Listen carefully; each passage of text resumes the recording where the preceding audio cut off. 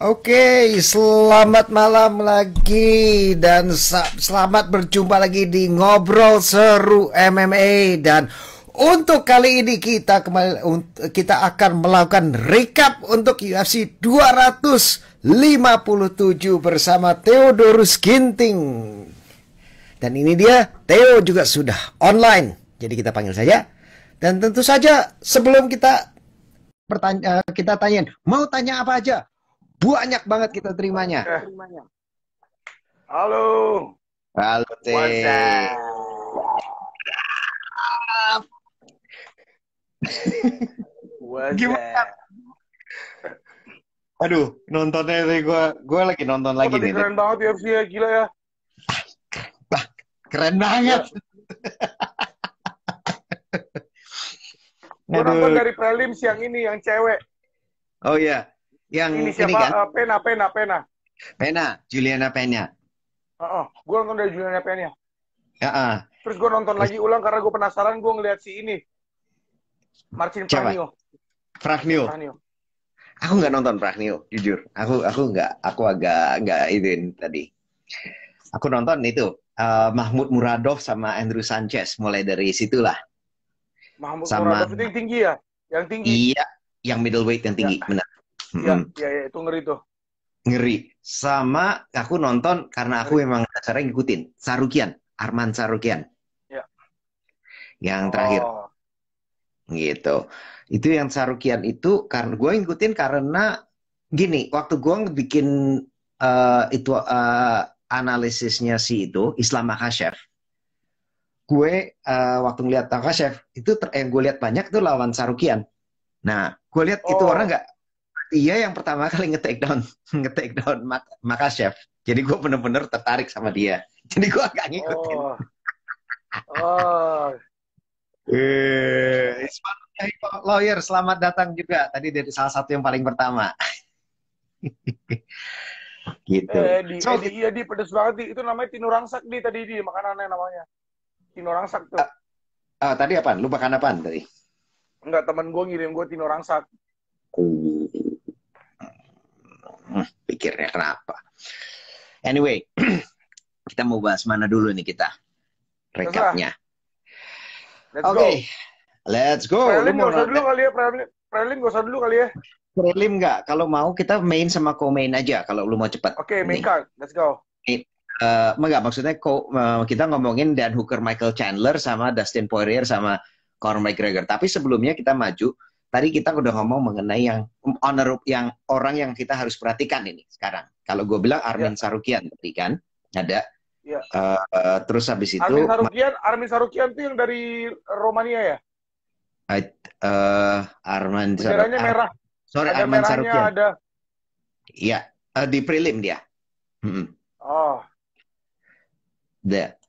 Itu dia. I think it was. Aduh, gue lupa malah. Itu Arman Sarukian itu ini orang Georgia, orang lahir di Georgia. Dia orang Russian. Dia latihannya di TMT kalau nggak salah. Dia main di TMT. Georgia, dekat-dekat situ juga daerah apa tuh namanya, daerah-daerahnya apa tuh namanya, Dagestan, itu dekat Georgia. Setahu aku tuh itu juga dekat Georgia juga, daerah-daerah itu, Kaukus. Terus habis itu kita juga mau lihat si tadi kan yang gue bilang, kita sebut juga Muradov yang menang KO lawan Andrew Sanchez di ronde ketiga. 3-0, 14 fight streak, 3-0, 3 kali menang. Gitu. Kalau lu bilang siap, udah dua itu aja yang kita mau sebut sementara ini. Iya. Oke, sebelum kita maju ke Dustin Poirier dan Conor McGregor, kita maju ke Dan Hooker sama Michael Chandler. Gimana? Dan Hooker, Michael Chandler, gila.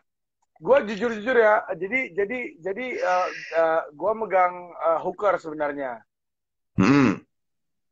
Terus tadi malam gue sama anak-anak yang di Lions kan, kita pada nongkrong di sini kan semalam kan. Nah, kita tuh pada ngeliat highlightsnya Michael Chandler. Michael Chandler tuh eksplosif banget, ya kan? Dia liar, Dia liar, eksplosif, tapi terencana gitu liarnya. Betul. Gini, kayak lu nggak ada load-nya, sorry, volume-nya tidak ada. Diem, diem, diem, diem, terus semua gitu kan. Iya, benar. Mm-mm. Dan itu terus gimana? Terus yang gue nggak sangka, Michael Chandler itu dia berani banget maju. Dia kan lebih pendek daripada Dan Hooker. Nah, dia Jauh loh. berani, dia harus nutup gapnya itu dengan cara main inside kan. Mm-mm. Nah, tapi yang keren itu adalah Dan Hooker sama sekali nggak berani ngelemparin pukulan, sedangkan si Chandler terus masuk terus. Gila tuh orang. Mm-mm. Gila Chandler. Terus dia ngasih pancingan straight perut. Dia kan nggak pernah mukul muka Chandler dari awal. Lihat deh. Dari awal Iya, Chandler tuh nggak pernah mukul muka Hooker. Dia selalu mukul ke badan. dia mukul ke badan tanpa follow Ke up. bahu, ke dada, ke badan, ke Betul. bahu, ke badan, ke... Dan, nah, single shot semuanya. Iya, single shot semua. Terus dia melakukan gerakan yang udah 3 kali dilakukan, yang adalah straight ke badan. Ah, Nah, yang ketiga, dia kayaknya yang ketiga, dia tahu kalau si Hooker bakal berdiri untuk nahan straight itu supaya si Hooker bisa masukin pukulan juga kan. betul. Karena kan paling enak gitu kan buat orang tinggi kan nunggu orang pendek mukul duluan terus langsung di counter kan. Paling enak kan. Iya, iya. Taunya si Michael Chandler naik pakai hook kiri, gila. Iya. Satu gila itu benar-benar, dan gini, dia ngelihat dia ngelihat patternnya geraknya ke kiri terus. Muternya satu Iya, arah iya, terus, iya. nggak ganti arah gitu. Dan Iya. yang gue lihat paling smart dari si Chandler dari sini, Iya, selain iya. dari dia mancing tadi, pertama dia muternya makin lama makin keluar tuh, makin lama makin keluar, makin lama makin Iya, iya. keluar, lama-lama dia nggak bisa Iya. mundur lagi sama sekali. Itu Iya. dia hajar. Lama-lama udah nggak bisa gerak, gila. Keren banget si Benar. Chandler tuh, parah sih. Dan lihat, dia mukul shot itu persis di pojokan. Iya. Dia persis di pojokan gini. Dia jadi Iya. pas di pojok di sini. Iya. Kan ini kan pojokan ring. Dia mukul di sini. Iya. Jadinya dia cuma bisa lateral gerak. Cuma Iya, satu bener. arah. Bener. Bener. Dikunci dia, kampret bener. Gila. Gila. Gila. Terus Bener-bener. lihat deh, kalau dilihat kalau lu lihat tadi Bram ya, kalau kita lihat tadi ya, straight yang dia pukul buat mancing hook kirinya itu, dia mukulnya nggak pakai power kayak dia mukul biasa, dia cuma ketokin doang dari jauh ya. Dia ngambil gini, Pak, cuma digitin doang sama dia, Pak, sampai Iya. dia ada di bawah kan. Gila, Gitu. keren banget. Mencret, gila itu gua gini, gua waktunya main card ngeliat 1, 2, 3, oke gitu, it's a main Ya. card fight, lu expect kayak Ya. gitu, lu ngeliat Chandler masuk, besok gila, gue sampai teriak men, gue sampai teriak tadi, gila. Chandler sih, tapi tadi gue ngeliat ya, udah absolut apa yang gue lihat tadi, gue bisa menilai langsung. Chandler sih emang bener-bener udah title contender sih. Kayaknya Chandler tuh nggak perlu, kayaknya dia udah cocok buat perebutan title fight sih. Dia gila sih. Dia memang sesuai dengan predikat dia sebagai juara bertahan di Bellator. Kenapa dia juara bertahan di Bellator? Dia tahu apa yang harus dilakukan, terus dia tahu cara mencari jarak biar bisa melepaskan eksplosivitasnya dia. Itu keren banget sih. Dan lu nih, ada satu lagi nih yang gue lihat nih. Gue ini dulu gue pernah ada ngobrol sama satu orang di chat. Gue rata-rata gue pikir lu kalau dari Bellator you'll be at top 5, top 3 gitu loh, top 3 level gitu kan. Iya. I don't think ini enggak. Gue bilang ini enggak. Enggak. Gila. Chandler sih ini prediksi gue sendiri ya. Karena kan tadi kan gue juga megang main event kan, gue megangnya corner ya. Kalau Chandler ketemu, ini pribadi omongan gue sih, kalau Chandler ketemu sama Poirier, gue rasa Poirier bakal game over sih. Dia bisa game over. Dan lu lihat nggak cara dia nge-suplex itu? This is a long time ago, udah lama. Waktu dia nge-suplex Bendo. Rapi, man. Gila. This guy is gila. like... Gila. Bener-bener fenomenal. Bener-bener fenomenal. Ya. kita mungkin karena di Bellator kita jadi kayak nggak jarang lihat dia gitu. He's underrated banget, man, gitu Iya, loh. bener. Heeh. Itu Gila, keren. bener-bener Tapi Chandler Singri itu itu dia belum kelihatan, dia masih, jujur ya, gue ngeliat dia masih effortless loh fight tadi. tenang gitu. Kayak lu santai aja gitu. Gila dia tadi. Gila, ngeri, man. Dan apa tuh? Gua ngelihat kayak kind of scene. I think gue bisa membuat tebakan dari game plan, perkiraan game plan-nya si itu, game plan-nya si siapa tuh namanya, Hooker. Dia kan lebih jauh, lebih tinggi. Oke, main gunain jaraknya Pepper dari jauh, pakai calf shot-nya, pakai calf kick-nya, pap gitu. Tapi ya nggak bisa tuh, gitu kan. Iya. Gua pertama menduganya begitu. Tapi gila lah. Tapi in any case, dan ini yang terakhir nih yang gue suka. Ini enggak cara call out-nya. Oh iya, anjir. Semua di call out, man, sama Chandler. Gila, satu persatu, man. Satu persatu di call out semua. Gila. Udah, dan gunain. Call out semua sama dia, kacau. Dan call out-nya bagus. Iya. Apa tuh namanya? Dia bilang, Conor McGregor, the new king is here, raja yang baru di sini. Asli, gitu. Dia berani banget. Terus habisnya Dustin Poirier dipanggil juga. Khabib dia bilang, kalau lu mau 30 kali, lu mau bikin 30-0, 30-0, lu harus ada orang yang bisa dikalahin. Lu boleh coba sama gue. Kalau lu bisa ngalahin gue. Asli. Itu orang gila, man. Itu orang gila.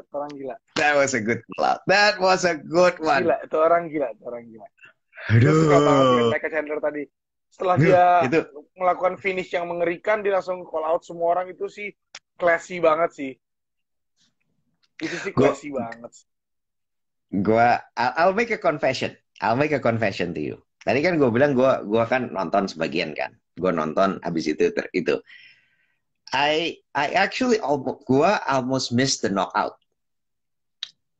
Tadi gue ada ngurus apa tuh, anak gue lagi ada les piano, lagi ujian, terus gue lagi habis itu gue lagi lihat begitu, habis itu udah dengar wah, kita knockout, gue belum mati gue gitu kan. Gitu. Iya gitu. Tapi masih sempat, gue masih ada replaynya sekarang di Fight Pass sekarang gue punya. Ini. Anyway, mau lanjut? Kita main event. Maju. The main event of today. Kita ngeliat. Gimana menurut lo? Gua jujur ya. Kalau tadi si Poirier tidak menggunakan taktik dia menggunakan calf kick, dia bakal lumayan keteteran sih. Soal tadi sih pukulannya McGregor di ronde 1 lebih tajam dan lebih masuk daripada Poirier. Terus di-cut sama Poirier pakai takedown kan? Sama Poirier pakai takedown. Begitu mereka berdiri, clinch terus kan? Terus si Poirier satu kali, dua kali, begitu setiap kali McGregor masuk, dia masuk pakai low kick terus. Calf kick terus. Pukul calf kick, bukan low kick. Iya. Dia dari jauh. Calf kick, ya. Buat banyak yang nggak tahu, tadi kan gue jelasin juga ke beberapa teman gue juga kayaknya belum terlalu ngerti juga calf kick. Calf kick itu sakit banget, lumayan. Sekali kena aja udah lumayan. Tadi sih gue hitung si Poirier dia ngeluarin dari 2 ronde itu dia ngeluarin 10 low kick, calf kick. The low kicknya kalau calf kick. Low kicknya kalau dari official stats-nya tadi terakhir sebelum knockout itu 11. Coba aku cek. Aku coba cek UFC stats aja sebentar. Bener. Nggak ada. UFC stats nggak nyampe sampai low kicknya berapa. Iya. Dia nggak nyampe. Cuman lihat. Mungkin bisa cek strike ke kakinya deh. Tadi sih gue hitung sih. Gila lo. Enggak. Karena gue pengen orang-orang tahu. Orang-orang tahu gini loh, Bram. Gue pengen orang tahu apa? Kalau kaki itu adalah pondasi orang untuk melakukan pertarungan. Pondasi itu adalah kaki. Kenapa kita banyak latihan squat? ya kan? Karena pondasi itu ada di kaki. Kenapa orang lari kalau untuk latihan stamina? Karena pondasi itu ada di kaki. Kenapa orang skipping? Karena kaki dilatih untuk kelincahan, buat footwork, ya kan? Di saat kaki itu dipotong, di pondasi itu dihancurkan, semua itu nggak ada yang kepake.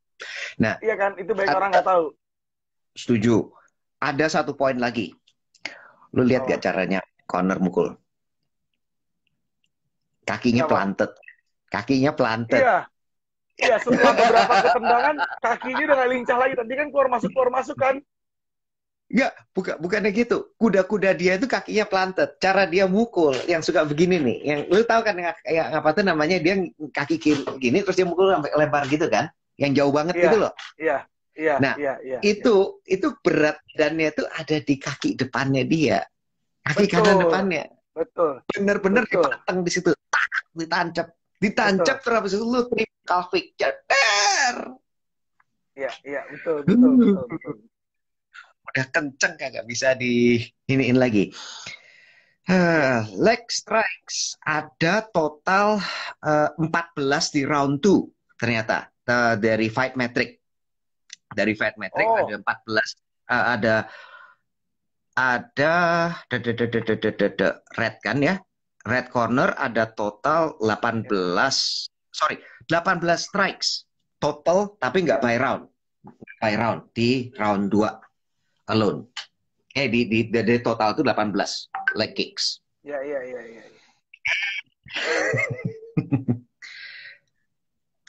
Gue gini, dulu gue kalau ngelihat waktu ngelihat ini, kalau gue perkirain dulu ya, gue pikir itu satu, Dustin itu never been a good kicker. Dia kuat, tapi dia nggak pernah, dia tekniknya nggak pernah bagus. Dan dia pernah ngelakuin calf kick ini berapa kali waktu lawan Jim Miller. Cuman Jim Miller itu udah main dari kapan gitu loh. Jadi gue pikir dia pakai nggak ya gitu. Nah, jadinya tadi kepake banget loh. kepake banget. Tapi gue nggak pikir kalau dia bakal ngeluarin gitu. Dia cuma pakai lawan Jim Miller, dan itu pun dia itu cuma split decision win gitu kan. Iya. Itu. Nah, jadinya bentar pause dulu. Gue say hi buat semua ya. Terima kasih udah ada nonton kita hari ini. Halo semua. Biar nggak dibilang sombong gue. Halo semua guys. Ini ada apa nih, rasanya kok rame, kok ada bilang Ahong adalah dewa one brand. Kenapa lagi kok jadi begini? Guys, gue bukannya nggak mau ngejawabin pembahasan ini ya, cuman gue nggak mau ngasih panggung sebelum waktunya benar-benar ada. Udah, that's it. Ya,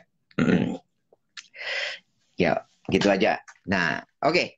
Anyway, ini kita terus habis itu, jadi gue pikir, gue sih jujur, yang gue ngelihat si Conor yang agak berbeda. Kenapa dia gak kayak dulu lagi ya kuda-kudanya? Dia lebih hati-hati, Bram, fighting ini, Bram. Betul, setuju. Lihat deh, tangan dia ada di atas dua-duanya terus. Dia double cover, man. Dari awal. Dia double cover. Dia kayak seperti dia kehilangan apa ya? Kayak dia nggak pede lagi untuk kemudian draw punches lagi terus habis itu mukul gitu loh. Kalau dulu kan, lu lihat gak waktu lawan Alvarez, dia kayak ngumpanin kepala, dia bisa kayak ngumpanin kepala aja maju ke depan, dia ngelempar pukulannya yang menjulur itu dia lempar, habis itu dia bisa nipu jarak kan, karena dia kan mukulnya kan lebih maju tuh. Nah, Alvarez itu dia mikir, dia ngelempar pukulan itu, Alvarez pikir, oh ini jarak pukulannya segini, padahal dia gini gitu, maju dia, susut. Aldo juga kayak gitu, Jose Aldo, dia tipu jaraknya.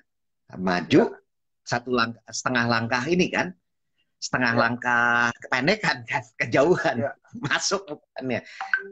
Itu kok nggak dipakai malah, itu gue juga heran itu jujur. Gitu. Dan another point yang gue cek lagi ya, yang dia ya mungkin yang pukulannya itu juga nggak terlalu sesering itu dipakai. Dia pakainya yang pukulan yang dia ngabisin combo yang buat ngabisin Alvarez tuh, atas bawah atas uppercut atas lagi gitu. Tapi other than that itu pun juga dia lakukan itu pada saat dia sudah agak lemah, udah di chop down kakinya. Iya. Dan Poirier kalau gue lihat ya Bram ya, dia secara volume badan dia jauh lebih gede dari biasanya. Betul. Terus volume power dia juga beda hari ini. Beda. Bahkan lebih daripada waktu lawan Dan Hooker ya. Iya. Waktu lawan Dan Hooker itu volumenya juga berbeda gitu. Powernya yang behind it beda. Oke, ini sebentar nih, kok kayaknya ada orang bilangin kenapa. Nah, oke, Bung Bram. Jawab Bram. Oke, gini ya, gue jelasin nih. Gue kalau namanya kenapa kok nggak live sama Ahong aja? Gue itu harusnya udah udah janjian sama Ahong. Udah oke. Aku udah kirim pertanyaan-pertanyaannya ya, dengerin. Terus abis itu kemarin kebetulan Ahong itu cancel, katanya ada perubahan dari jadwal dia terkait sama komitmen dia main film, sama komitmen film dia lah, jadwal film katanya ada berubah mendadak. Oke, nggak apa-apa, oke. Dan aku udahlah, aku biar karena itu jadwalnya dia, aku juga nggak bisa, bukannya nggak nyoba loh, gitu. So, jadi bukannya nggak mau, dan kebetulan nih juga kalau misalnya nih sekarang kan UFC 250 sekarang juga 2 corner main. Nah, kalau corner main, sekarang siapa yang paling enak dibahas? Ya Theo lah.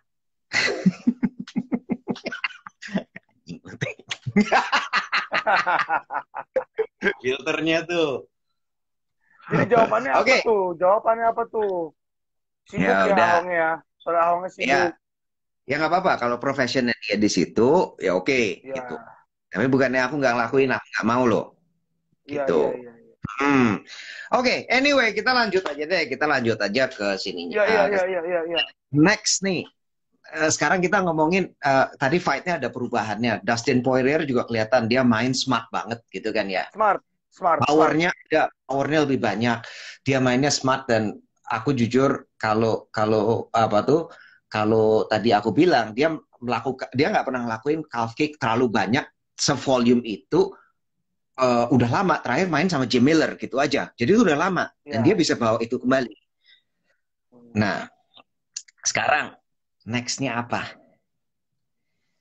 Buat Poirier. Dua-duanya deh, gimana menurut kamu? Chandler, kalau McGregor, Chandler. Kita mau bahas dari dulu ya. Chandler udah pasti title fight lah. Menurut lu Chandler atau Oliveira? Kalau gue lihat Oliveira sama Chandler ya, Chandler bakal outstrike Oliveira sih. Ya. Dia Chandler, akan outstrike. Nggak main-main men. Tadi gue lihat dia bakal outstrike Oliveira sih. Dia bakal outstrike, out muscle. Dan dia benar-benar out power, out muscle. Oliveira apalagi, out muscle udah nggak usah diomongin deh. Gila. Betul. Oliveira itu dulu pernah main di feather, dan dia tuh sampai sekarang pun termasuk lightweight yang termasuk light gitu kan. Iya. Jadi dan Chandler ini tahu sendiri kayak apa, bantet begitu, beast gitu kan. Gila. Nah, jadinya kalau dia title fight, apakah lawan Oliveira, kalau sekarang posisinya gini mungkin lebih pasnya lawan Poirier nggak menurut kamu? Oliveira Poirier? Nggak, bukan. Chandler Poirier. Gue mau ngeliat sih Chandler Poirier. Chandler Poirier is a better matchup ya. Karena Poirier hari ini dia menunjukkan sesuatu. Dia bisa melakukan retribusi akan kekalahan dia sama seorang legend. Loh. Betul. Legend. First round KO. Iya. Dan dia ngebalas itu di second round TKO. Betul. Itu gila banget. Ini catatan nih. Ini pertama kalinya Poirier itu membalas kekalahan dia. Iya. Dia pernah bikin rematch. Tapi rematchnya pertama kali dia menang. Baru kali ini dia pertama kalinya kalah. Gitu. Iya. Gitu. Ya udah. Oke, kalau ini jadi kita langsung jawab dua pertanyaan ya. Chandler, what's next buat Chandler sama what's next buat Poirier. Iya. Gitu. Kalau gue bilang sih, kan Khabib bilang kan dia kan bakal melihat fight malam ini kan. Dia bakal melihat apakah dia bakal tertarik lagi untuk turun lagi setelah ngeliat fight malam ini kan. Gue bilang sih dia bakal merhatiin Chandler. Gua rasa iya. Kalau gue personally dia pasti mata dia ada di Chandler. Cuman belum cukup buat ngebikin dia oke, gue fight lagi. Belum cukup menurut gue. Kalau tadi pas sebelum sini aku ngelihat ada matchnya si DC Daniel Cormier. Live-nya Daniel Cormier gitu dia bilang. Dan satu poin yang dia bilang itu performance yang ada sekarang ini, penampilan yang ada sekarang ini, itu sepertinya belum cukup untuk menarik Khabib kembali. Iya. Itu yang DC bilang. Tapi gue setuju sama lu, dari performance lightweight yang ada, yang harus paling diperhatikan adalah Chandler. Jelas. Dan tentu aja aku setuju sama Bebo ini siapa nih Bebo Balo. Dia bilang nunggu restu ibunya. Nggak ada komen, dia bilang menunggu restu ibunya. Udah. Oh, Habib. Habib pasti, jadi ada dua, harus menarik dia dan dia harus menunggu restu ibunya. Gitu. Ya udah. Chandler hari ini sih Chandler. Gila. Iya. Ini kita bertiga nih. Oke, kita sorry kok bertiga. Kita lanjut aja ke ininya. Q&A. Segambreng ini kita soalnya Q&A-nya. Setengah jam kita ngomong. Oke, ini ada dari ini Dwi Indra Dewa nanya lagi, selalu ada icon UFC Conor masanya sudah habis walaupun Conor udah pensiun, apakah UFC akan tenggelam? Ya enggak lah. Gak ada urusan seorang icon tenggelam terus liga yang tenggelam, itu gak ada urusan. Karena liga yang baik bisa menciptakan icon kapan aja.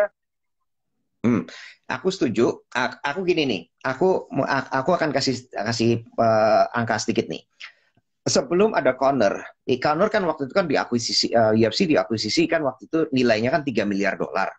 Nah, pada saat 3 miliar dolar itu dia itu jadi dia perlu pendapatan. Pendapatan UFC sebelum ada Conor, sebelum Conor naik down, itu tuh kayaknya tuh stuck mandek di sekitar 450 juta US. Itu pendapatan sebelum pajak sama depresiasi amortisasi EBITDA itunya dikasih taunya. Itu mandek di 450 500. Selesai ada Conor baru naik. Jadinya kalau misalnya dia bilang apakah hancur? Enggak. Apakah dia akan berkurang? Menurut aku pasti ada impact-nya, pasti ada efeknya. Tapi ingat, Conor juga sudah membawa beberapa bintang-bintang baru. Yang ditularin banyak ini. Habib tidak akan terkenal seperti sekarang tanpa sesebel-sebelnya gue nih. Tanpa dia Conor, tanpa sebel-sebelnya gue nih. Gue gedek juga gitu loh. Tapi tanpa dia, nggak mungkin dia terkenal sekarang. Gitu. Udah, itu jelas. Dan angka pay-per-view dan semuanya itu jelas. Jadinya dia nggak akan berkurang, tapi dia mungkin akan efeknya berkurang, tapi setelah dengan Conor ini dia udah nyetak bintang-bintang baru. Jadi enggak, jawabannya adalah tidak. Iya, benar. Oke. Sekarang lanjut. Siapa yang layak untuk title fight? Tadi kita sudah jawab ya. Ya, Chandler sama Chandler Dustin mungkin kalau kita bilang berikutnya. Oke, yang berikutnya. Pukulan Dustin kali ini jauh lebih berat. Benar? Ya, benar.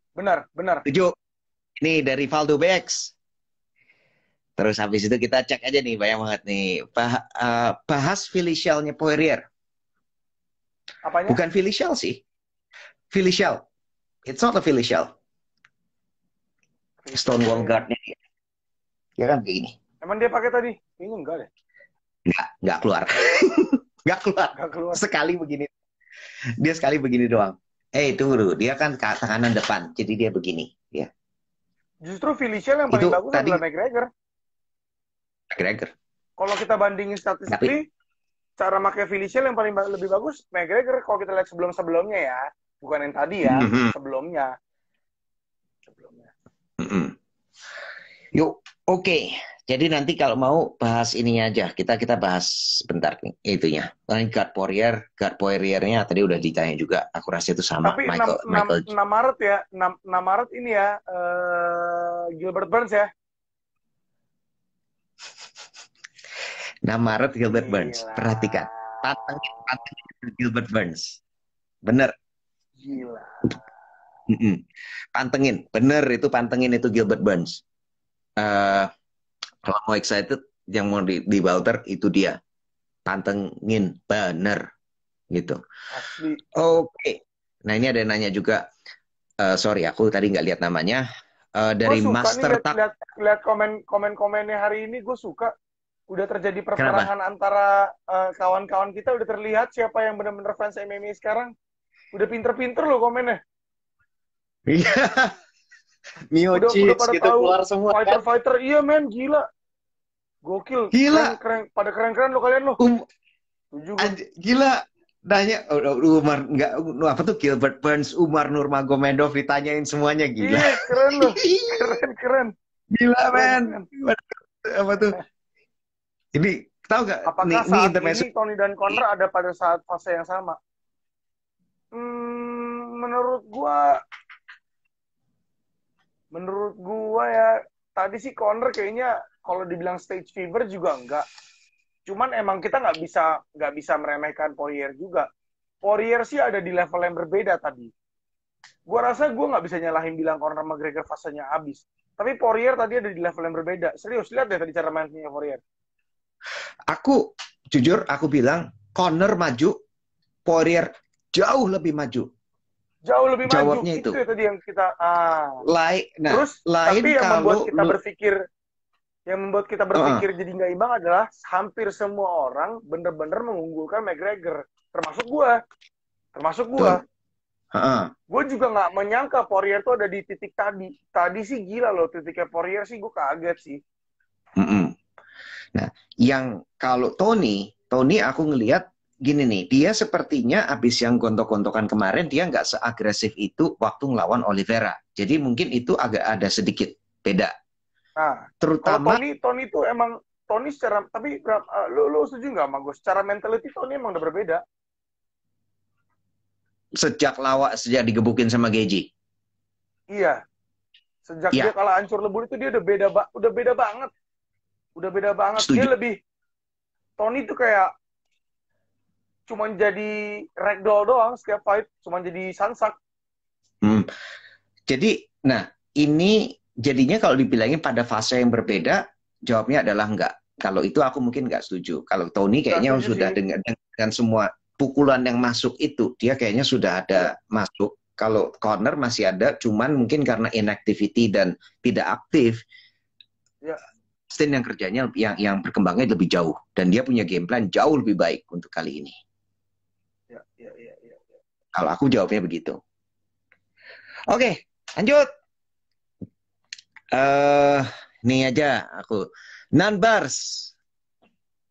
Ini apa tuh? Kira-kira apa yang terjadi ke depannya dengan skenario yang ada sekarang dan bagaimana si Elang ke depannya? Tadi udah dijawab ya. Khabib itu dia bilang saya akan mau ada kalau ada yang menarik. Terus DC Daniel Cormier bilang sepertinya tidak ada yang menarik dia. Ya. Nah, sehingga mungkin kalau mau dibilang kejadiannya seperti apa di lightweight ya yang paling pantas menurut saya dan Theo adalah Chandler versus Poirier. Ya kan? Chandler Poirier. Itu. Oke. Lanjut. Kita ada lagi. Ini ada jawaban bagus nih. Ini Faisal Ali Abdullah. Dia bilang tetap faktor luck lagi ke Poirier kalau angka menang Gregor. Tapi gini, siapa tadi yang ngomong itu si Abdullah, gitu tadi yang ngomong. Menurut gue bukan faktor luck sih, tapi si McGregor tidak mengantisipasi calf kick seserius itu sih tadi gue bilang. Calf kicknya parah banget. Karena McGregor pulang pincang kan. Dia pakai tongkat. Dan menurut gue nggak bisa disalahin. Dia kalau kicknya nggak sampai. Karena gini, kayak gue bilang tadi, gue udah jelasin. terakhir dia banyak pakai calf kick sebanyak itu waktu dia lawan Jim Miller. Sebelum sisanya, lu lihat fight-nya. Makanya waktu itu gue pernah ngecek tuh, ada calf kick. Kapan dia pernah calf kick, pernah leg kick sebanyak itu gitu untuk ngechop down lawan? Diprediksi. Enggak. Diprediksi sama Conor. Yeah. Gue waktu itu ngelihat waktu aku ngelihat fight-nya, dan jujur nih, kalau aku ngelakuin analisa, kenapa kalau teman-teman pada nanya, Bung Bram, bikin analisanya Chandler dong. Aku tuh kadang bikin analisa itu kadang perlu waktu, mungkin ngeliatin fight itu mungkin 5-6an gitu. Nah, jadi aku lihat waktu Max Holloway dia enggak, waktu lawan Max Holloway juga enggak, waktu lawan Eddie Alvarez juga enggak banyak. Terus kapan makainya gitu loh. Terakhir dia pakai banyak-banyak ya. Iya. Terus aku pikir enggak, mungkin dia tinggalin gitu. Mungkin Conor juga berpikir yang sama, timnya Conor. Benar. Nah,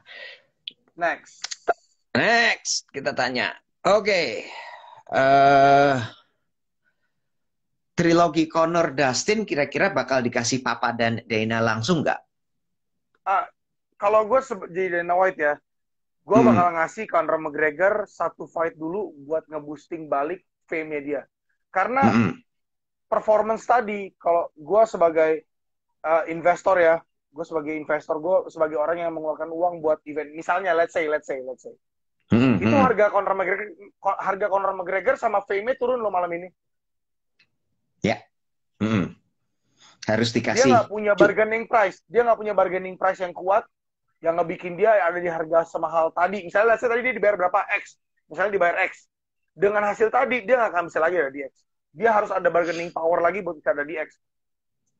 Ini kayak, lu ingat gak abis bayangin ini kayak dulu waktu Anderson Silva baru kalah untuk kedua kalinya. Ya. Lu mesti kasih satu fight yang kira-kira bisa jaga namanya atau naikin ngeboost namanya lagi. Kalau istilahnya tuh tune up fight. Kalau yang punya motor atau mobil kan ada tuh paket tune up. Nah, itu di tune up dulu. Mungkin tune up fight yang bagus Dan Hooker sama Conor McGregor. It will be a good fight.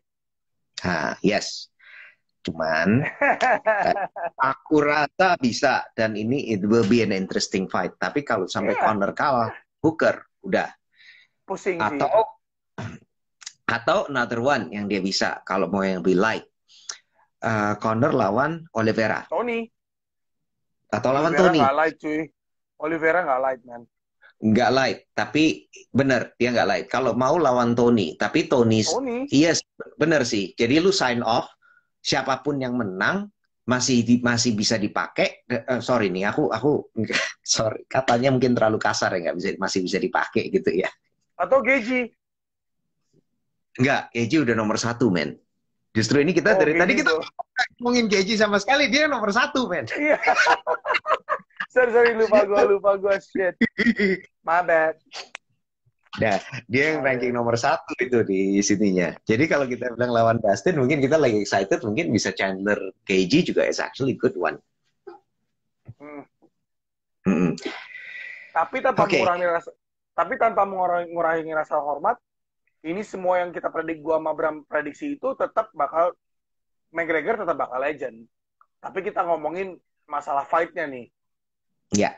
Kalau legend, he will be a legend. Bakal selalu jadi legend. Gitulah. Like it or hate it, suka atau benci, dia legend. Dia yang bisa bawa kayak tadi, angka yang tadi gue bilang tadi lah. Dia bisa punya skill, punya bravado, punya apa sih namanya, salesmanship yang bisa ngejual. Gitu aja. Kalau nggak ada dia, olahraganya nggak akan semaju ini. Sorry, itu tetap aja, itu kita harus kasih dia kredit untuk itu. Oke. Ini ada banyak soalnya yang nanya. Yang nanya banyak-banyak, aku coba skip ya. Aku tanyain supaya setiap ada gilirannya ya. Chandler versus Gaethje fun tuh. Kalau apa tuh tadi dia? Kayaknya kelewat tadi. Sean Kusnadi bilang Michael Chandler Gaethje sih bakal seru tuh. Gontok-gontokan gitu ya. Gaethje Chandler sih bakal seru sih. Dan Gaethje yang lebih kalau lu lihat KG yang dulu lawan Tony, seru. Seru. Ya, seru sih. Itu kalau ya. KG yang lawan Tony itu seru. Kalau dia bisa keluarin Seru. yang versi seperti itu. Oke. Sean Kusnadi udah. Ini ada dari Sangga KNG. Setelah kalah di 155, apa yang harus Conor lakuin buat nyelamatin karirnya? Tadi udah dijawab. Udah, tadi tune-up fight. Harus ada tune-up fight. Tune-up fight, kemungkinan kita pikir Tony mungkin kandidat yang bagus gitu ya, yang winnable, bisa menang dan punya nama gitu ya. Oke, lanjut. Ini masih banyak lagi pertanyaannya. Ada Samuel Rod. Nih, lu jawab pertanyaannya. Kalau yang ini, Samuel Rodriguez 661. Perbedaannya di mana bang antara calf dan low kick? Jadi gini, low kick itu biasanya dilakukan dari posisi lutut ke atas. Jadi lutut ke paha. Entah itu ada di hamstring, tendangannya, atau di quads. Nah, kalau calf kick sesuai dengan namanya, dia ada di lutut ke bawah. Mulai dari bawah lutut di betis. Itu sakit banget sih. Sakit banget sih. Nah, kalau menurut lu balik ke 145 gimana? Tadi ada beberapa yang nyundul juga pertanyaan ini. Conor ya? Iya, gua rasa Conor di... Tahu nggak? Conor itu kenapa dia bisa legendaris di 145? Dia gede banget 145, men. Betul. Dia kuat banget di 145. Gue rasa tadi 155 sih bagus buat dia. Cuman memang gini, jangan karena kegagalan Conor tadi kita langsung mendiskreditkan Conor juga gitu. Menurut gue Conor tadi bagus loh. Kalau misalkan tadi nggak ada calf kick, Poirier bakal kelabakan loh. Beberapa pukulannya McGregor bikin Poirier mundur loh, banyak loh. Ya. Di ronde pertama. Dia nih, oke, nanti aku bahas. Tapi menurut aku ada satu titik balik buat Poirier yang tadi kelihatan, yang tadi gue lupa bahas juga. Lu lihat gak, dia ada makan satu kali pukulan kirinya, telak banget, telak. Goyang men. Ada agak goyang, tapi dia tahu kalau itu pukulan kenceng, gue bisa makan itu. Dia tahu. Nah, sejak saat itu dia tambah pede, mukulnya tambah pede. Gitu. Ada satu titiknya di ronde di akhir, dekat-dekat akhir ronde pertama. Anyway, tadi low kick sama calf kick udah oke. Conor menurun, Dustin berkembang, Zulfi Karikang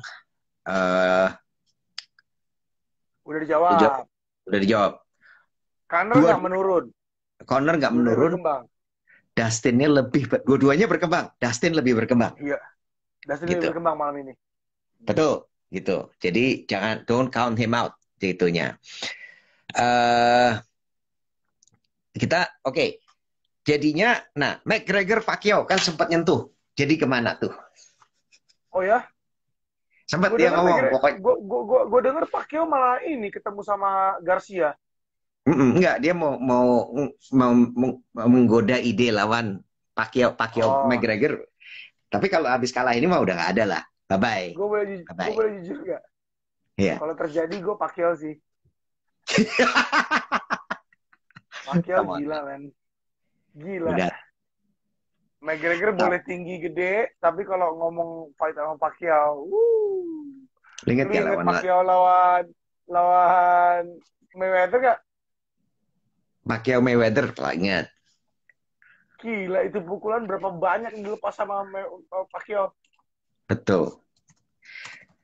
Ini yang gue paling ingat itu justru habis dia waktu habis menang lawan siapa ya waktu itu ya? Damn, aku lupa. Some guy bigger than him, yang lebih gede, jauh lebih gede.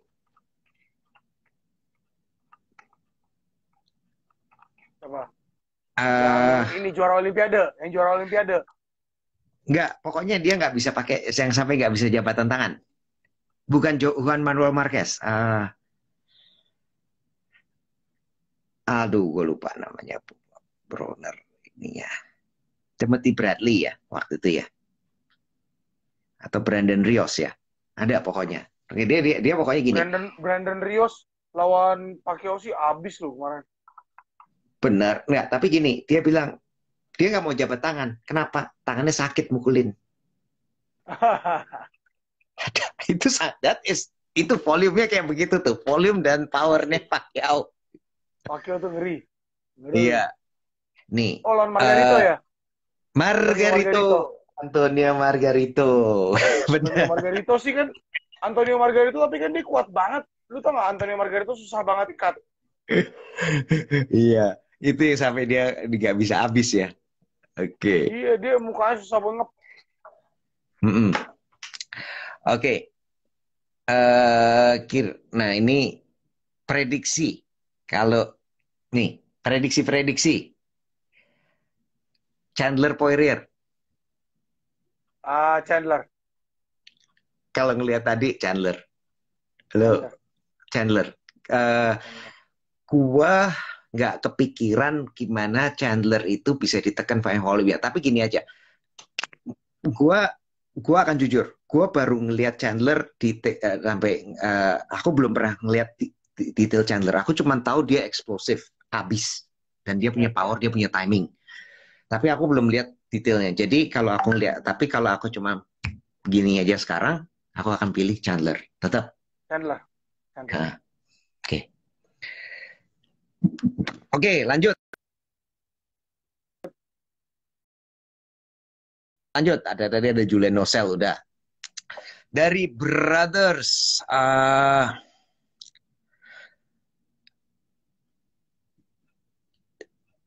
ini ada nih, Brothers Happier. Kalau Khabib versus Oliveira gimana, Bang? Khabib Oliveira, gue Khabib sih.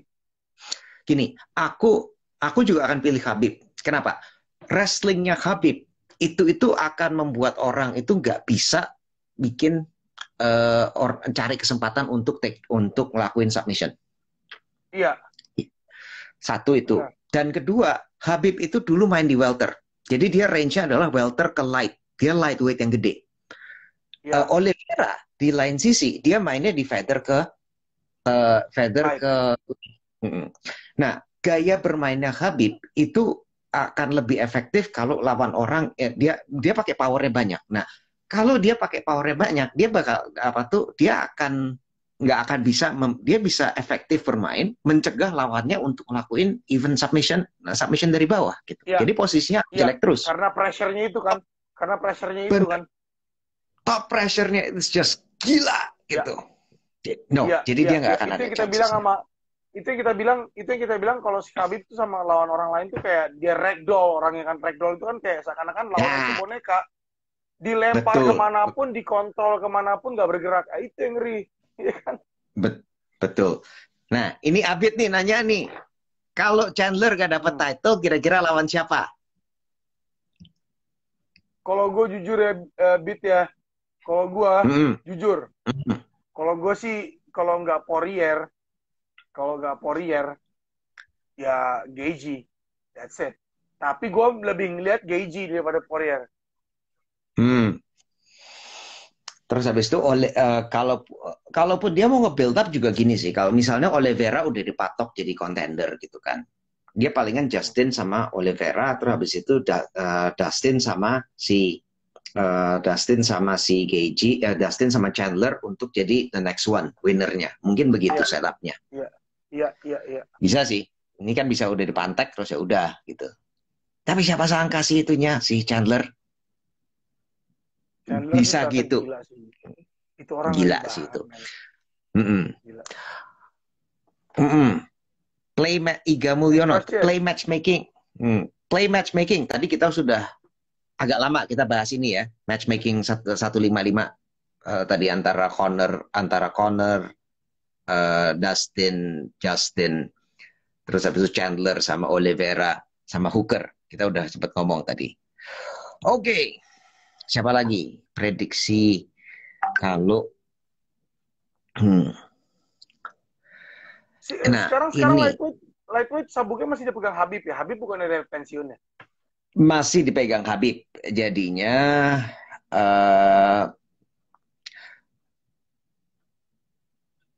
nah, Khabib itu masih pegang. Sementara dia masih pegang beltnya. Itu kebijakannya Uncle Dana lah gitu. Yeah. Jadinya ya kayaknya dia masih mau bujuk-bujukin terus. Jadi masih dipegang terus lah ininya. Gitu. Nah, pengaruh low kick sehingga Conor jadi kesakitan, dan apakah pengaruh low kick tadi udah sempat dijawab gak kita? Udah. Di awal banget. Oke, di awal banget, sorry. Udah. Di awal banget bahwa kaki itu akan kena, kalau dijawab kena, terus nanti fondasinya hilang. Nah, kenapa Hooker seperti tidak percaya diri? Kayaknya bukan nggak percaya diri deh. Kayaknya cara Chandler nge-pressure Hooker sih lumayan mengintimidasi sih tadi sih. Gue kalau jadi Hooker juga keintimidasi sih. Dia sama sekali nggak mau mundur, Chandler, gila. Betul. Satu, di pressure terus, nggak mau mundur. Dan satu lagi gini, strateginya, ini yang kayak tadi aku bilang di awal, orangnya tinggi. Hooker tinggi, range-nya panjang. Dia mau sengaja main dari luar untuk memanfaatkan range-nya itu. Dan mungkin dia pikir kalau dalam jarak dekat, dia akan di-out wrestle sama Chandler. Takut disuplex kayak si Bendo suplex gitu. Jadinya memang dia strateginya adalah main dari jauh. Dan beberapa pukulan Chandler yang dipukulkan ke badannya Hooker juga gua rasa ngebikin si Hooker sedikit drop juga sih. Soalnya itu power shot banget. Ada beberapa pukulan yang si Hooker kena di bagian ribsnya kan. Dia angkat tangan gini kena pum. Itu sampai terpontang-panting, gila. Drop sih, dia pasti ngebayangin tuh kalau muka gue lumayan sih pasti. Dia pasti ngebayangin. Dan dia mukulnya nggak gini loh. Dia mukulnya tuh bukan kayak gitu, tapi dia bukan kayak straight jauh gitu. Dari jauh gitu. Cetak gitu. Snapping cuman cepet. Snap cepet tapi bikin orang nggak nyaman. Itu kalau kena diterusin kayak apa gitu kan. Gitu. Nah, jadinya ada game plan, ada juga dia ngelihat pukulannya tadi kayak Theo, dia nerima pukulan-pukulan yang kelihatannya snappy, yang agak ringan gitu. Snappy itu kan kayak dilecut gitu. Tapi ternyata itu sakit dia banget, bikin nggak. Gitu. Ini apa nih semua pada rematch. Oke, next question. Muncul terus questionnya. Terus. Ini ada ini Muhammad Taufik, bisakah Charles Oliveira rebut title juara? Gak ada. Kalau menurut gua ngomong yang ini dulu ya, yang umum dulu ya. Kalau gue bilang untuk level UFC, siapapun bisa menjadi juara. Siapapun. Buat level UFC dengan kecanggihan sistem mereka latihan, dengan sport science yang mereka punya, dengan keprofesionalan tim mereka masing-masing, semua orang bisa jadi juara. Cuman again, karena semua mempunyai kualitas yang SDM tadi yang gue bilang itu, sumber daya nggak cuma manusia doang, tapi sumber daya gym, apa segala macam yang mereka punya, again kembali ke atletnya masing-masing. Cuman untuk sekarang gue lihat sih banyak yang lebih berpotensi daripada Oliveira. Menurut gue. Gue nggak nambah deh. Lu udah nge-sum up semuanya, lu udah ngerangkum semuanya, very much kayak gitu. Iya kan? Iya. Emang semuanya bagus, cuman banyak yang lebih ngeri dari Oliveira sih sekarang sih. Gila, lightweight sih. Kelas ini sumpah. Gini, terlepas dari gini, gue positifnya dari Khabib keluar ya adalah gini, Khabib itu ini dia kayak di sini sendiri ini. Yang lainnya itu tuh distance number tuh tapi padat semua di sini. Set gitu kayak rata semua, bener. Di sini gitu. Bener. Kalau kemarin gue di Buff Kangaroo Podcast, gue bilang kayak kalau nonton ini Afro Samurai, orang nomor 2-nya kenceng, rebutan bantai-bantaian sendiri gitu. Lu nonton gak Afro Samurai? Nonton Afro Samurai. Gue main game-nya lagi. Main gamenya. Yang ini kan, ikat kepala nomor 2-nya. Iya. Ya, itu lightweight sekarang kayak gitu persis. Kelas paling rata itu bener tuh. Paling parah sekarang di. Parah udah. Next Apa? question. Next question. Oke, ini udah 55 menit nih. Kalau sebetulnya masih bisa extend sih. Buat Extend aja dulu, terusin aja dulu. Next question. Chandler ini kenapa? Ini tadi ada Dava Muafa nih. Ini aku ada Dava Muafa tadi ditanya, ada timnya. Bentar nih kok ngilang lagi nih. Udah saking banyaknya.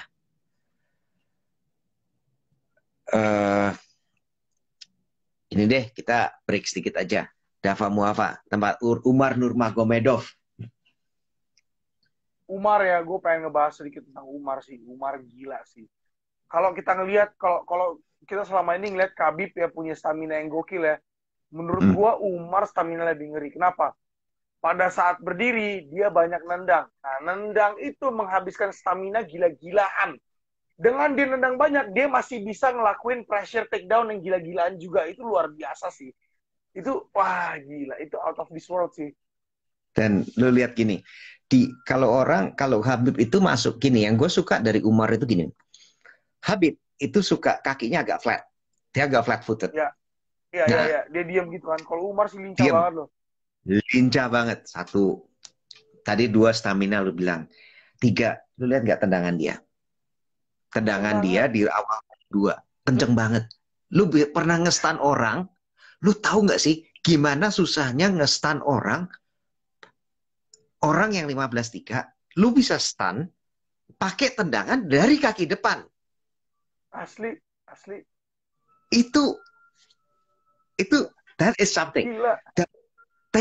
Apa tuh yang ini another point yang gue juga suka. Dia switch. Gue selalu senang sama orang. Dan switch-nya tuh bukan ini loh. Switch-nya tuh bukan kayak gini loh. Lu lihat si TJ Dillashaw atau Dustin Poirier, dia nge-switch buat ngejar kan? Iya. Di saat ngejar atau dia pada saat dekat dia rubah angle gitu kan? Itu kan caranya dia. Ya. Nah, dia bisa pada dari luar. Gini, dia bingung kadang kiri, kadang kanan. Dari jauh dia switch. Kayak kemarin waktu takedown pertama, dia deketin itu orang pakai southpaw. Mendadak diam-diam dia switch. Masuk ke orthodox. Benar. Kok bisa gitu? Itu gila. cuman menurut gua Umar masih stamina lebih gede, teman-teman. Menurut gua dia masih tekniknya masih ngebuang-buang tenaga. Kalau Khabib kan udah ini banget, tau gak? Slick banget. Cara di takedown tuh slick banget, licin banget. Kalau Umar tuh masih powerful banget. Betul. Cuman yang aku liatin dia cuman kurang sabar. Dia sangat mengejar back mount itu, ngejar finish. Agresif banget. Dan dia berapa kali lepas. Padahal kalau dia misalnya lebih sabar kayak Khabib gitu ya. Lu lihat gak pukulan dia di ronde kedua tuh habis orangnya stun gitu kan. Lu kenceng banget gitu kan. Asli. Kalau dia bisa mukul kayak begitu, kayak Khabib, lawan di bawah, ditekan, dijadiin perkedel pakai pukulan-pukulan kayak gitu. Ngerinya kayak apa tuh, men? Ngeri banget sih. Itu ngeri banget kalau dia bisa sabar, dia nggak cuma ngejar choke-nya, tapi dia pakai kemarin itu half guard position, knee control, habis itu dihajar pakai pukulan-pukulan yang kemarin ada. Itu bakal ngeri banget. Tapi mungkin sabar tadi itu. Nah, itu aja. Ini kayak gocap. Ini 55-an buat nanti kalau mengenai itu Umar, sorry. Ternyata Usman sama ini Februari tadi kan teman-teman kita. Usman di ini. Februari. Makasih ya, gue nggak tahu tadi. Februari sih oke sih. Kamaru Usman, sorry. Ini ya. Bram, banyak yang nanya prediksi tentang itu Brando sama Billy. Brando Billy. Oke. Kita tanya. Prediksi lu gimana? Gini. Bukan, kita sama kalau Brando Billy nih kita bahas. Aku akan bilang gini. Billy nunjukin banyak perkembangan dari fightnya lawan Brando ke fightnya lawan Gunawan. Lu kalau tarik itu trajektori itu gimana cara dia berkembang, ini potensinya gede sekali. Dan sementara ini aku mungkin agak terlalu judgmental lah ya. Tapi aku melihat, aku nggak terlalu persis tahu mereka latihannya seperti apa. Tapi kalau aku lihat, aku akan melihat ini mungkin dari sosmednya. Aku ngelihat dia lebih fokus aja. Sepertinya Billy lebih fokus. Dia bisa fokus. Dia ada fokus. Tapi aku nggak tahu sebetulnya dia terjadi seperti apa. Aku nggak tahu. Dan yang kedua, kalau dari Brando itu di atas kertas dia punya senjatanya lebih banyak. Maksudnya dia punya pukulan dan ada campnya juga yang lebih setidaknya di atas kertas lebih bagus. Pelatihnya ada, grapplingnya ada, wrestlingnya ada, semuanya ada. Tapi aku kok melihat, ini nih. Kenapa kok Brando pada saat-saat genting seperti pada title fight, title defense itu sepertinya tidak bisa 100%. Aku berharap, hati kecil aku sangat berharap bahwa kita bisa melihat Brando yang 100% pada title fight. Jadi ada, harapan aku adalah seperti itu. Jadi aku ingin melihat kedua fighter itu bisa 100% dua-duanya. Benar-benar bisa fokus, bisa 100%. Sayang kalau nggak sampai ada satu lain hal nggak bisa tampil 100% gitu loh. Gitu aja. Kalau menurut prediksi gua, kalau di atas kertas ya, gue bilang sih Brando bakal menang kalau di atas kertas. Kalau di atas kertas nih, tapi ntar dulu, belum selesai. Belum selesai di atas kertas. Karena apa? Kemarin Brando bisa mengalahkan Billy dengan kemenangan yang absolut kemarin. Nah, cuman faktor X-nya adalah Billy sekarang juara. Dengan Billy juara, terus gue lihat dari Billy juara ini, Billy dia benar-benar mengapresiasi keadaan dia sebagai juara. Apa maksudnya mengapresiasi? Dia benar-benar mengambil langkah untuk selalu berlatih serius dengan keberadaan dia sebagai juara sekarang. Nah, perkembangan dia benar. Gue setuju sama lu Bram juga. Perkembangan dia terlihat banget drastis. Dari keseriusan di latihan itu. Walaupun ya memang benar dari lu bilang juga, secara timnya sekarang yang dipakai Brando lebih maju. Karena Brando ada di Bali MMA. Sedangkan Billy ada di Manado. Di timnya sendiri. Nah, cuman kembali lagi, kayak lu bilang tadi juga, keseriusan latihan itu bakal mempengaruhi pertarungan juga. 100%-nya performance itu bakal terjadi karena pelatihan yang serius. Nah, kekurangannya dari Brando ini yang selalu gue lihat adalah sistem kepelatihan yang dia yang kurang serius menurut gue.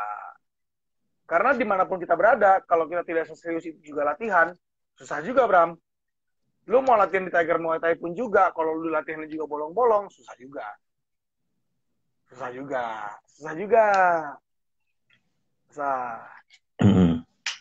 Karena memang kan gue kan lihat juga kan di Bali MMA kan, juga mereka kan tidak bisa memaksa orang juga kan. Kalau orangnya juga nggak mau dibina juga susah juga.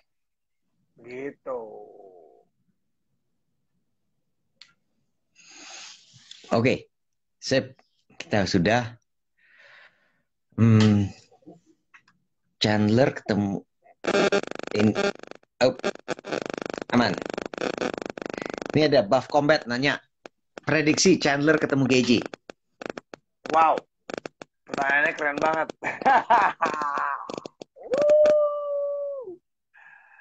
Prediksi Chandler lawan Gaethje, it will be a war. It will be a war. Kenapa gue bilang it will be a war? Kalau gue ngeliat ya, Chandler sih kalau dari tadi cara performance dia, gue agak menang di atas kertas sedikit strikingnya.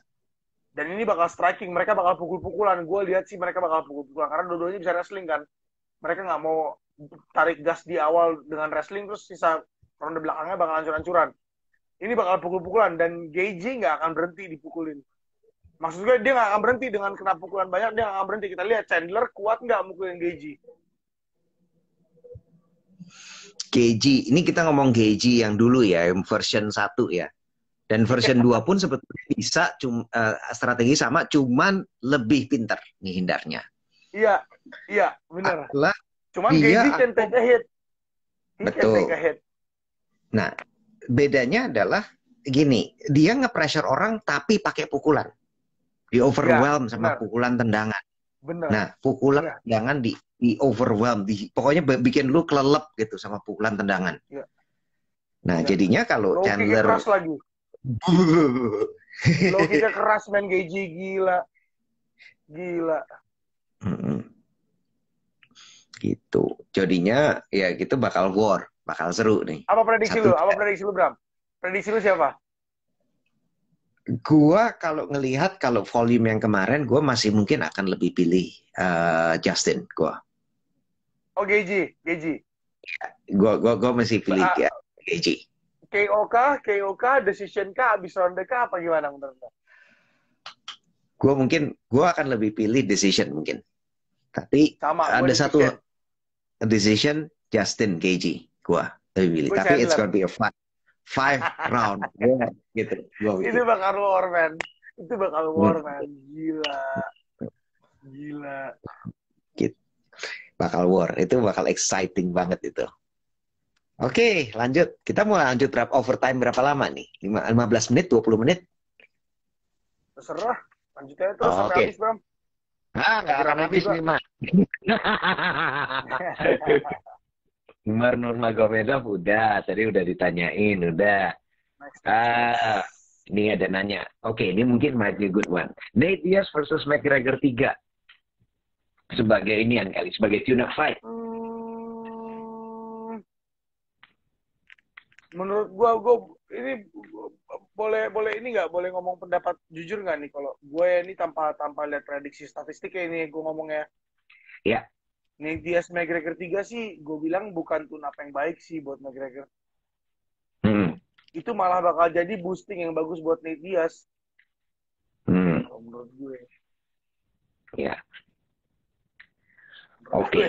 Menurut gue tapi ini ya, menurut gue. Kan kalau nggak salah menangnya kan split kan? Split decision? Iya. Berat nih. Dia tuh biasa dipukulin orang gede. Dan dia gede loh. Dan dia gede, benar. Dia gede. Gue pernah diomelin sama Prof. Bruno. Bruno Amorim. Gracie Baha kan.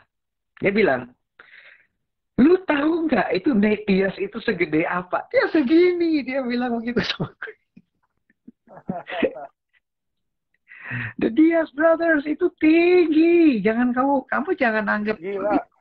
Itu jangan anggap sembarangan. Gitu. Oke. Desanya Yan. Desanya Yan Blachowicz. Menurut lu siapa? Kalau statistically gue lagi, kalau ini gue ngomong statistik ya, teknik wise gue masih megang Adesanya. Cuman kita nggak tahu powernya di mana. Jujur ya, gini, gue mungkin akan pilih sementara ya, gue akan lebih pilih condong ke easy. Kenapa aku condong ke easy? Karena Costa sendiri juga udah agak gede gitu, so dia bisa handle Pak. Dia gede banget. Dia tuh heavyweight lah dia. Harusnya dia masuk di light heavyweight. Nah kalau dia bisa seperti itu, aku berpikir loh, kalau si Izzy bisa tahan, dan Izzy pernah main kickboxing di 100 kg. Cuman aku nggak lihat fightnya full. Nah kalau dia bisa main di 100 kg, berarti dia harusnya bisa nge-handle orang yang perform di 205 gitu. 205 kan come fight day dia mungkin udah 90, dan dia itu kickboxing di 100 kilo lagi gitu kan. Berarti dia ada chances kalau dia juga bisa tahan sama pukulannya dan tetap menjaga pada performance. Itu aja aku kenapa lebih condong. Tapi tanpa melihat ya, tanpa kita ngelihat performance-nya detail-detail kayak kemarin gitu lagi. Gitu. Oke, ini ada lagi nanya. Conor William 151004, Bang, sidekick McGregor sepertinya sudah hilang di match tadi. Nggak keluar tadi. Oblique kick nggak ada, sidekick yang ke kaki yang dikasih ke siapa tuh orang Jerman tuh, orang Jerman. Ini sih. Pokoknya dulu pernah ada kasih ke oleh ke Max Holloway pernah apa? Lupa gue nama orang Jerman itu nih kalian nama si ini. Dennis Siver. Dennis Siver. Kan? Siver. Dan Siver. Yes. Dennis Siver. Nah, itu calf kick itu tidak keluar. Ya. Kalau aku bilang that's because stance. Ya. Karena ya dua orang si McGregor tadi udah nggak nyamping lagi, stance-nya udah nggak gini lagi. Dia kayak gini dia nih. Betul. Terus. Itu yang aku agak heran sih. Sepertinya dia kenapa kok dia nggak keluar yang sideway-nya itu sudah hilang. Iya. Tangannya ini udah hilang, yang ke depan. Iya. Yang waktu lu tahu nggak? Aku kan waktu aku bikin breakdown itu, aku seneng cara dia bikin nge-frame tangannya itu tuh dari jauh, habis itu dia frame. Iya. Waktu lawannya nge-shoot. Gini, set gitu kan. Iya, terus waktu lawannya shoot dia frame. Ada, men. Ada itu, dan gue berpikir bahwa itu adalah anti wrestling taktik dia yang salah satu kunci dari anti wrestling taktik dia. Dan karena kenapa lu tangannya menjulur begitu, lu bisa bedain antara lawan itu mau nge-fake takedown cuman gitu aja, change level bohongan, sama change level terus itu dia dorong gitu loh. Ternyata itu. Ya udah. Oke. Kalau mau nanya mengenai ini, tadi ada yang aku lihat di comment section ada yang nanya mengenai Ahong. Nah, sekarang gini, kita tulisannya aja udah UFC 257. Ya kadang kita ngomong one pride, tapi gitulah. Ahong versus Conor prediksinya gimana? Ya Allah, ini nanyanya apa tuh kok malah banyak amat nyampain pertanyaan apa tuh comment section, jadinya aku ketenggelam yang lain gimana? Aduh, gue capek deh. Capek. Udah, aku nggak mau ini Ferdinata, aku nggak mau jawab kalau ini Ahong versus Conor itu bukan hypothetical lagi, itu udah terlalu jauh. Nah, dia nanya ada satu pertanyaan, kuda-kuda Conor agak beda ya? Benar, agak beda. Tadi kita barusan bahas. Benar. Beda. Baru dibahas, beda banget. Dia nggak nyampe. Dia nggak pakai tangannya tadi, itu sudah benar. Itu. Iya. Untuk Cornelis Purba bilang, menjual-jual Kang, menjual-jual Bang. Woi, menjual-jual. Menjual-jual. Ahong Alex. Prediksi gimana? Mau bikin Ahong Alex. Oke. Boleh. Ahong Alex. Lu dulu deh, gimana? Ahong Alex, ini seru nih. Ini prediksi yang seru. Prediksi yang seru. Si Ahong dia kayaknya serius latihannya di comeback buat latihan comeback dia lawan si Alex Monster ini. Gue lihat dia serius banget latihan nge-gym terus setiap hari sama Nicky Daud. Ya. Yang adalah berarti Ahong targetnya adalah melakukan pukulan-pukulan eksplosif dia lagi. Dengan cara dia berlatih ya. Dengan cara dia berlatih fokusnya ke power ngangkat, yang berarti dia berharapkan mempunyai eksplosif dan tenaga ayun yang kuat lagi seperti dulu. Karena dia percaya sama tangan kanannya kan. Nah, Alex Monster di satu sisi, dia menyembunyikan latihan dia. Dia selalu mengeluarkan seakan-akan dia tidak latihan. Alex Monster. Tapi kenyataannya, Alex Monster lagi berlatih untuk bisa mengantisipasi pukulan-pukulan powernya Ahong. Dengan cara apa, gue nggak akan kasih tahu sekarang. Itu bakal terjadi di fight-nya nanti.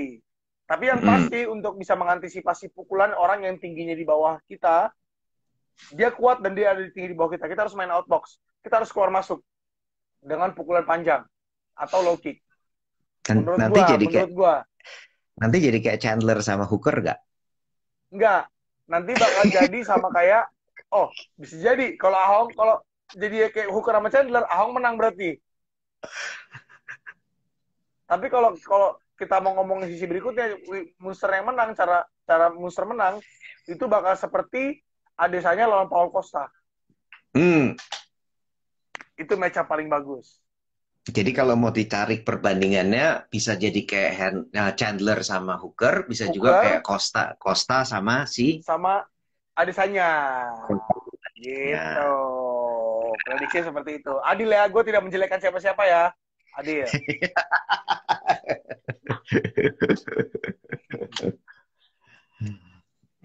Ya, banyakin bench biar kenceng ya.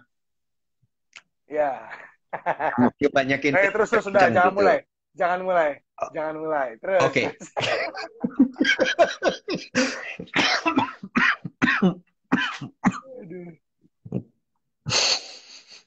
Oke. Next. Ini banyak amat sih ini. Udah banyak. Ini apa nih? Theo versus Anjarweni. Anjay. Hati-hati lu, nanti gue mesti sensor tuh nanti tuh di sini di apa tuh namanya di YouTube-nya nanti intit gitu. Oke, 115 lo catat. Usman Burns. Lu dulu Bram. Usman Burns. Siapa yang lu pegang? Dulu. Gue ngelihat cara bermainnya Burns yang terakhir kali. Gue rasa gini. Gue akan pegang Burns. Karena gini, Usman itu is a bit of everything. Kayak jadi dia main dari atas bisa, dia pressure pakai volume, dia nanti udah deket, dia pressure lagi pakai wrestling, dia keluar dari clinch dipukulin lagi, dia pressure lagi, kadang pakai takedown, keluar lagi dia keluar, pokoknya dia constant pressure, tapi ada volumenya. Think about it kayak gini, kayak lu lihat cara main Colby. Pak, dikit-dikit gitu, volume serang gitu. Cuman dia volumenya sedikit lebih rendah daripada Colby, tapi powernya jauh lebih gede daripada Colby. Kira-kira seperti itu. Nah, kenapa kok? Nah, itu gaya mainnya Usman. Kenapa kok Burns? Gua rasa, gua ngeliat Burns sementara ini kayaknya dia nggak akan bisa. Gua nggak yakin Usman bisa nge-pressure Burns dengan boxingnya yang kayak sekarang ini. Gitu. Dan dia kalaupun sampai dekat, dia punya wrestling atau counter wrestling and counter wrestling yang bisa juga yang bisa bagus. Plus mungkin Usman juga nggak akan sepede itu pakai takedown-nya, ngelihat high level black belt dia kayak apa. Jadi dia mungkin dari 3 senjata tadi shifting antara pukulan clinch sama takedown ini tuk ganti terus. Mungkin yang takedown-nya dia kurangin karena dia takut kena submission-nya. Nah, jadinya senjatanya cuma 2,5 lah gitu. Nah, aku pegang Burns yang kayak gitu. Ya dah. Kalau gimana? Lu gimana? Kalau gue pegang Burns dan jawaban gue sama seperti lo.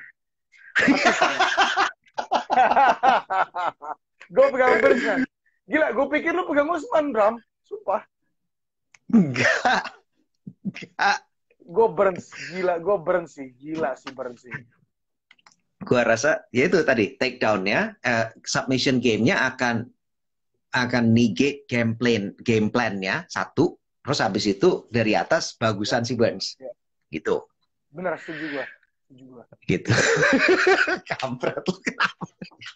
Gue pegang Burns, gue gila. Maka tadi pas lu bilang, oh lu Burns, oh ya udah dia Burns, ya udahlah. Oke. Mau tanya, gimana kalau John Jones di heavyweight nanti? Dia lawan siapa dia? Belum tahu ya? Ngannou katanya. Ngannou udah lawan, coba aku cek dulu nih, Francis Ngannou. Ngannou kalau nggak salah. Next match. Francis Ngannou, Stipe. Jones udah kan? Enggak, lawan Stipe. Oh, Ngannou Stipe. Oh, for the belt ya? For the belt. For the belt ya? I think iya. Dia lebih diarahin ke situ sih. Jadinya, tapi kalau lawan, menurut gue gini, tapi gini, hypothetically nih, Jones itu sendiri itu juga frame-nya udah gede. Cuman nggak tahu, gue mau ngeliat dia lanky. Cuman dia kuat. Lanky cuman kuat. Gua nggak akan langsung kasih dia. Gua nggak punya opinion. Jujur, aku tidak punya opinion. Tapi memang bener dia posture wise dia bisa. Fight IQ bagus. Yang aku nggak tahu gimana dia bisa menghadapi orang-orang yang di kelas heavyweight. Yang mungkin walk-nya bisa 260, 250 gitu. Ya. Kuat nggak? Itu aja. Itu soalnya heavyweight gede banget sih. Belum lagi monster-monster yang isinya, tahu nggak apa? Yang mesti nge-cut ke 265. Ada tuh Iya, orang-orang tuh. harus cut ke sana. Harus cut ke sana. Itu ngeri sih. Betul. Habib, Chandler, bagaimana Poirier dengan skill yang sekarang. Ini apa lagi nih? Seandainya Poirier dengan skill saat ini menang melawan Conor, apakah ampuh melawan? Enggak. Ini nothing got to do with it. Ini kalau lawan Habib lagi, enggak. Jauh masih Habib. Enggak. Lu gini, itu jauh. Kalau lawan Habib, pokoknya jangan tanya, itu bakal jauh. Kecuali kalau kita ketemu ada satu orang yang benar-benar jauh banget gitu ya skillnya. Nah, gitu. Oke. Banyak banget. Chandler Oliveira kita udah jawab. Tadi sudah tanya. Charles Oliveira, Gaethje, Tank paling oke. Chandler ini ada lagi jawab. Tadi sudah ditanya. Usman Burns tadi sudah. Udah. Kenapa judi itu bos? Apakah Chandler menjadi ancaman? Apakah Chandler jadi ancaman? Itu sudah dijawab. Poirier, Chandler, Gaethje, inian. Habib Poirier 2 nggak? No, itu kan. Nih. Ini aja udah habis, kayaknya banyak yang double juga nih nanyanya nih soalnya. Iya. Ini kita kasih 3 pertanyaan lagi nih.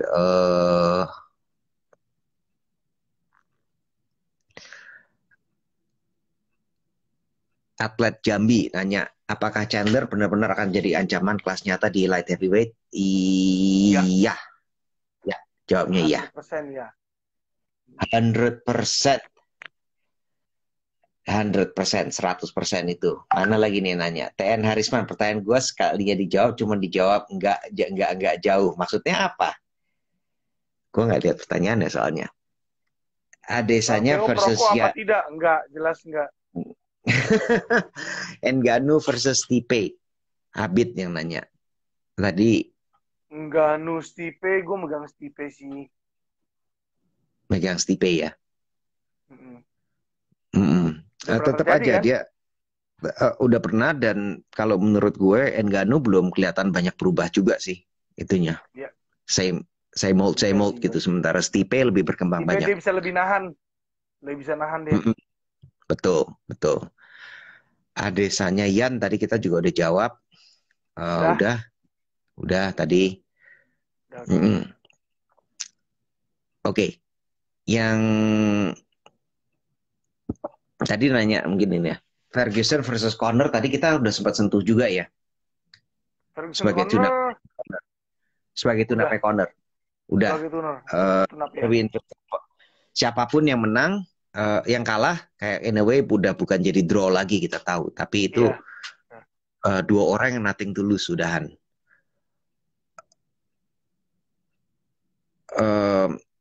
Conor Tony tadi udah nanya. Sama juga. Conor berubah, prediksi Billy Brando sudah. Faktor yang membuat kalah udah. John Jones, Ahong Alex juga udah. Ahong Alex. Ya udah. Striking Dustin berkembang, Conor berkurang, sudah dijawab. BMF Fight 2 gimana tanggapannya? Covington sama Masvidal. BMF Fight yang kedua emang ada? Gak tahu. Dustin Conor tadi sudah ada. Muradov. Oh ini nih, ada yang menarik nih. Ini mungkin ada yang ini. Kamu tahu nggak yang sini? Otaman. Enggak. Dia oke. Oh yang dia nyelundupin orang ya? Nyelundupin orang, bener.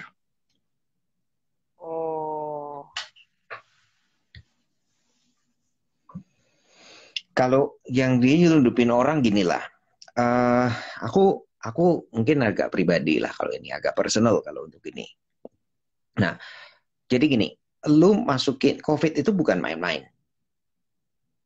Yeah. Jadinya ceritanya si Othman itu, dia itu kan ada klipnya ini tuh, yang ada apa tuh, pokoknya ada penanda kalau orang itu udah di COVID, udah clear semuanya. Dia Habis itu dia tuker itu. Gue dengar katanya sampai di ini ya, jadi mesti dipotong gitu loh, di itunya. Dipotong. Terus habis itu dia atau pokoknya digimanain gitu. Terus habis itu dia tuker, dia kasihin orang dari luar, dibawa orang ekstra gitu loh. Nyundupin orang lah kayak bilang. Tapi itu kalau biasa dalam kondisi biasa aja itu udah jelek. Ini dalam masa pandemi ini yang lu perlu sampai di-clear urusan masalah COVID, urusan ini. Kamu itu bisa, ini orang ini berpotensi. Ini berpotensi itu dia malah bisa jadi cluster di dalam ini. Ini ada penonton ceritanya. Jadinya ini bukan urusan main-main. Kalau dia mau namanya 12-0 atau enggak, atau potensinya bagus apa enggak. Kalau itu benar-benar ini pelanggaran berat. Iya, benar. Dan itu kalau orang nggak bisa patuh sama kayak beginian, dan dia, kalau aku sebagai organisasi, aku ditumpuk di ujungnya organisasi yang mimpin, aku harus kasih contoh loh. Aku nggak main-main sama kayak beginian. Iya, benar. Ini bukan urusan main-main, sorry. Benar. Gitu. Dan ini siapapun yang lakuin ini dari timnya si Otman ini, itu namanya benar-benar kamu ngacoin karirnya satu orang nih. Bahkan beberapa orang di tim yang sama. Hanya untuk kayak begituan aja. Ini namanya, ini benar-benar langkah yang sangat jelek untuk siapapun yang lakuin itu. Iya, benar. Benar. Gitu. Kalau itu pendapat aku untuk ini. Benar. Ya gitu. Next question. Ya udah, next question. Udah lewat aja. Tadi ada yang nanya lagi. Ahong layak di UFC apa enggak? Enggak. Kalau lu nanyanya pakai gini, kalau lu nanyanya pakai huruf tanda seru terus gitu, enggak. Gitu loh. Semua orang di sini juga semuanya pada nanya baik-baik aja kok. Kenapa kok mesti sampai teriak pakai capital tanpa pakai huruf besar, semua pakai tanda seru banyak? Minta banget dianggap. Kenapa? Ya enggak dianggap. Ya, kalau dianggap. Dia anak SMP cuy, dari SMP Kartika katanya, masih SMP, kesian lu ah. Peduli amat. Gini, lu duduk di sini. Lu duduk di sini, lu bertindak sama seperti yang lain. Iya, benar. Gini kan? Harus gitu. Sekarang gini lah, Te. Lu datang, orang bilang, saya mau jadi fighter. Mau bawa umur, mau apa, mau umur berapa, kamu juga perlakuin sama seperti fighter yang lain lah. Sama, nggak ngaruh. Sama. Nggak ngaruh. Sama. Ya lu kalau di sini mau itu, ya jagain lah itu. Iya. Jagain itu lah. Kalau nggak bisa, jangan pakai alasan lu masih kecil. Lucu, kalau lu mau menjadi anak kecil, lu gaul sama teman-teman lu yang nggak punya aturan. Jangan di sini. Iya. Ya gitulah. Gitu. Ya udah. Ini, oke. Lanjut, satu pertanyaan terakhir aja sebelum kita tutup nih. Kalau nggak, kamu udah 1,5 jam nih. Habis ini kita tutup. Apakah Umar akan seperti Khabib? Waktu yang bisa menjawab kayaknya ya. Tapi kalau materi sih kayaknya bisa banget ya. Ya. Kalau materi sih dia kejam sih. Kejam. Umar kejam sih. Staminanya ada. Dia speednya ada. Ngelihat kecepatannya ada. Takedown-nya ada. Submission-nya ada. Tinggal waktu yang menjawab ya. Tinggal waktu yang jawab. Pantengin terus namanya Umar Nurmagomedov. Iya, karena dia harus ketemu lawan yang naik terus kan.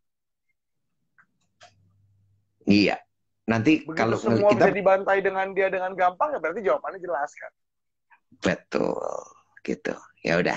Kalau itu harus, pokoknya gini aja. Tiap kali ada Umar, kita pantengin terus aja. Gitu aja. Iya. Benar. Ya wes, oke. Kita sampai di sini dulu aja kali ininya. Siap. Sesi kali ini ya. Siap. Ini udah malam juga ininya.